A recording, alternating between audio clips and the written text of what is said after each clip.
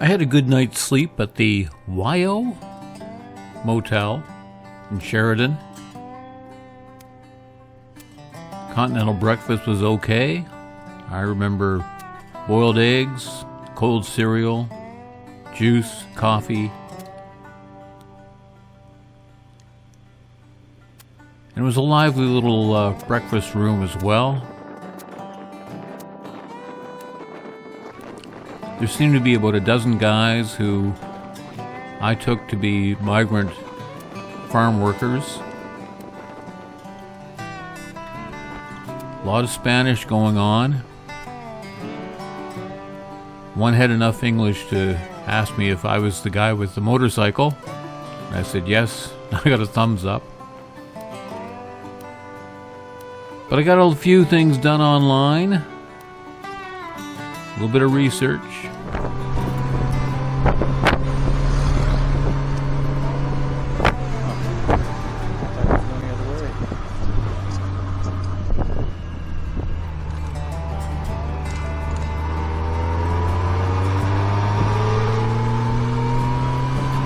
All right, another day in the office.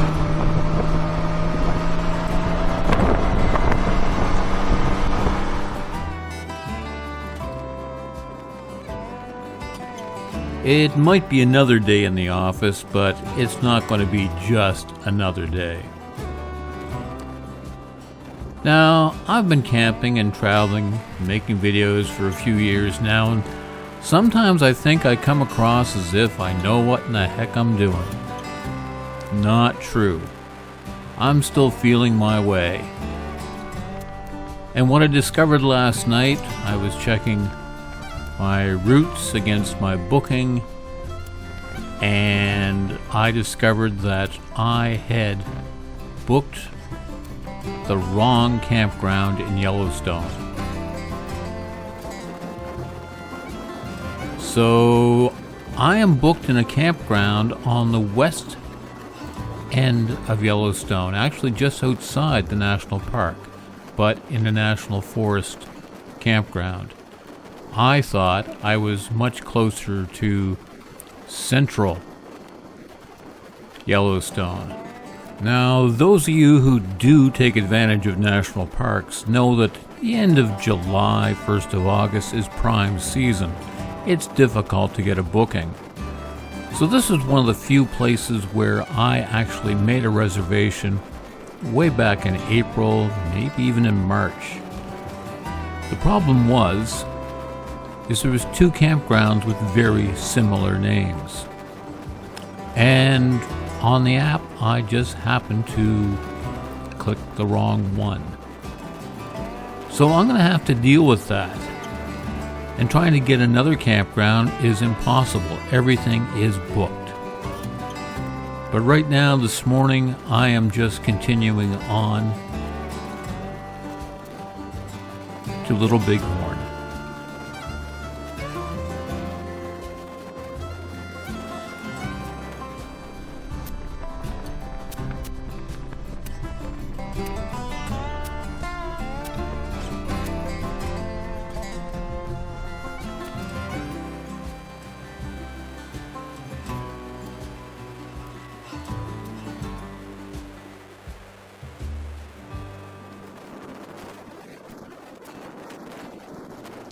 I crossed the Little Bighorn River a couple of times, so I must be getting close.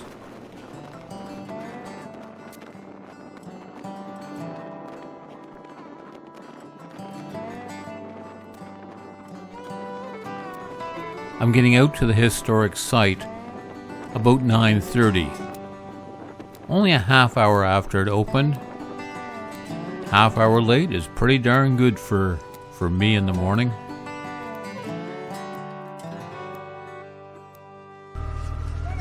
Good day. It's $20. I should have a National Parks Pass. Do you sell the America the Beautiful pass here? Yes, we do. I will buy one. That $80 pass will pay for itself and save me another $40 over the course of this trip.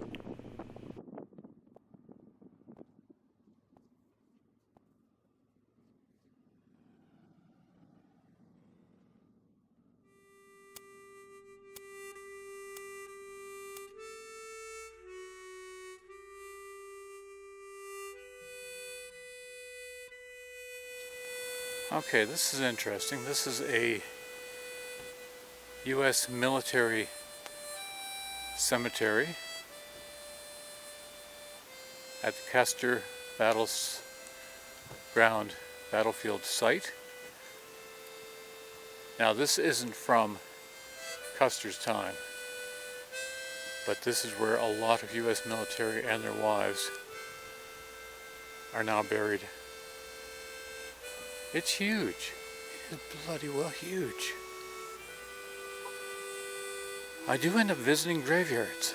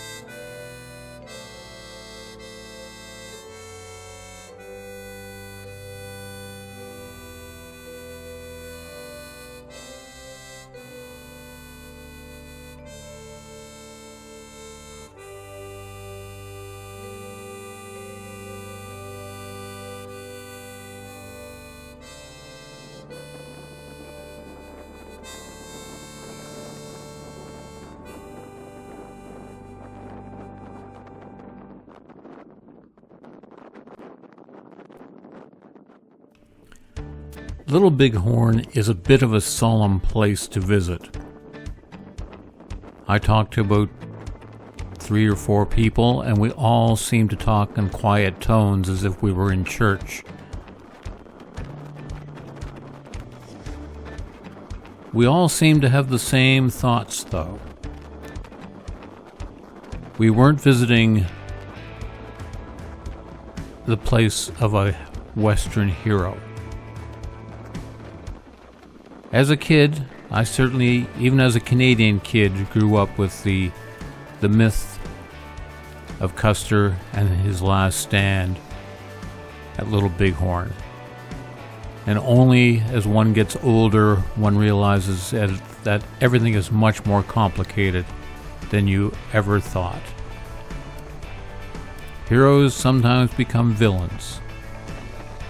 The whole West is filled with those heroes who were villains and then heroes again, and then made into different stories with Hollywood. Reminds me, I do have to go and watch Little Big Man again. I will link at least one documentary in the description below. I know I spent a long time thinking about what this meant to me as I headed towards Yellowstone. I'm glad I came out here. Very glad.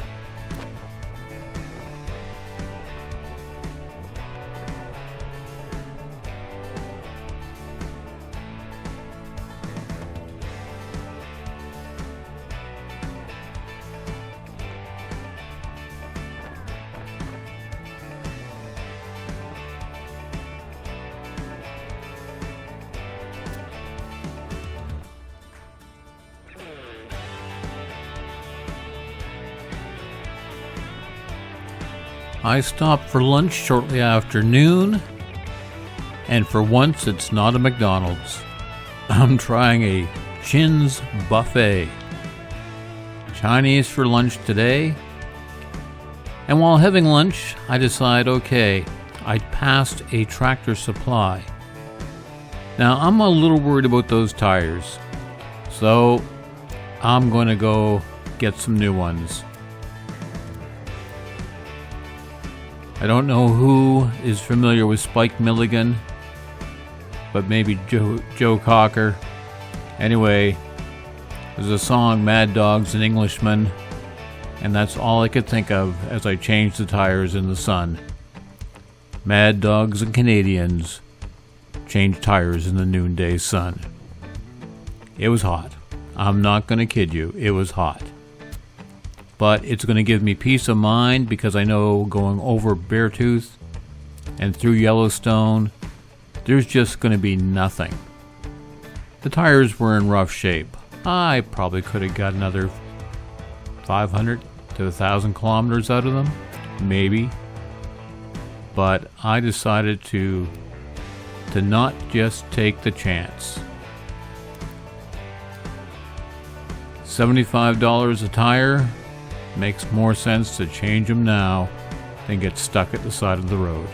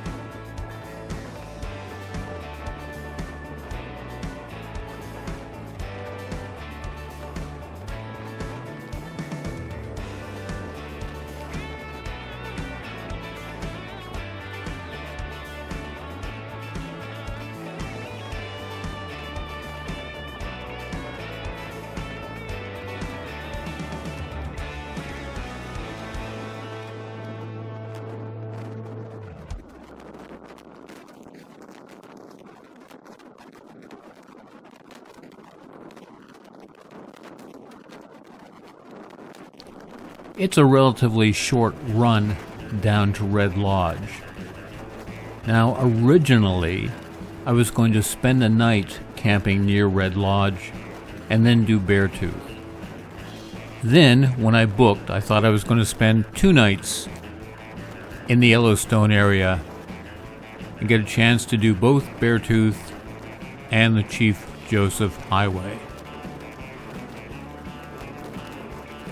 Of course, I end up with a little bit of rain, which actually isn't too bad. It's a little refreshing after having spent that time kneeling in the Tractor Supply parking lot. It doesn't last very long.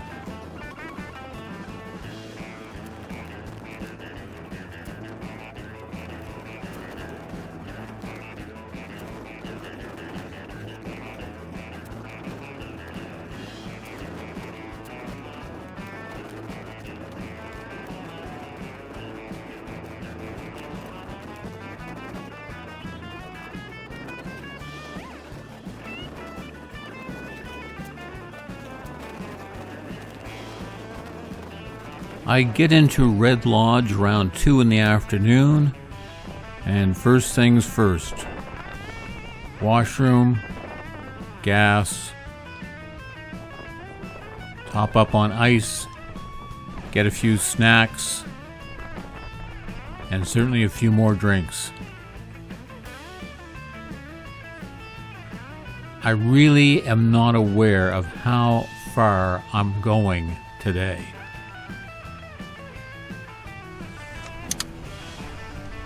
This is one of those days when my maps and my research and my expectations are really off. It happens.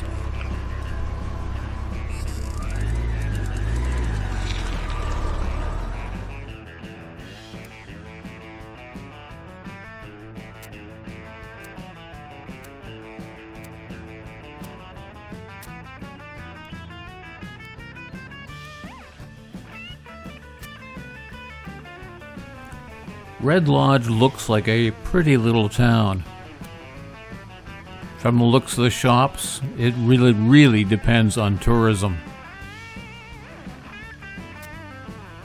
I think if I was coming through again, I would definitely have booked the campground just outside of town.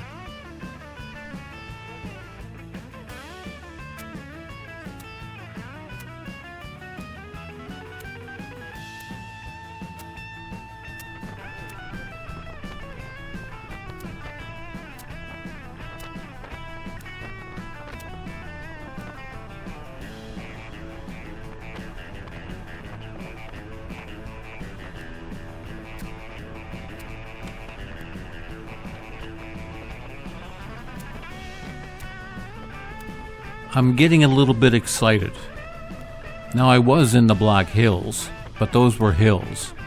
It looks like I'm heading into the mountains, and after a number of days on prairies and plains, it's looking a little bit exciting. But I think we're going to leave that for the next video.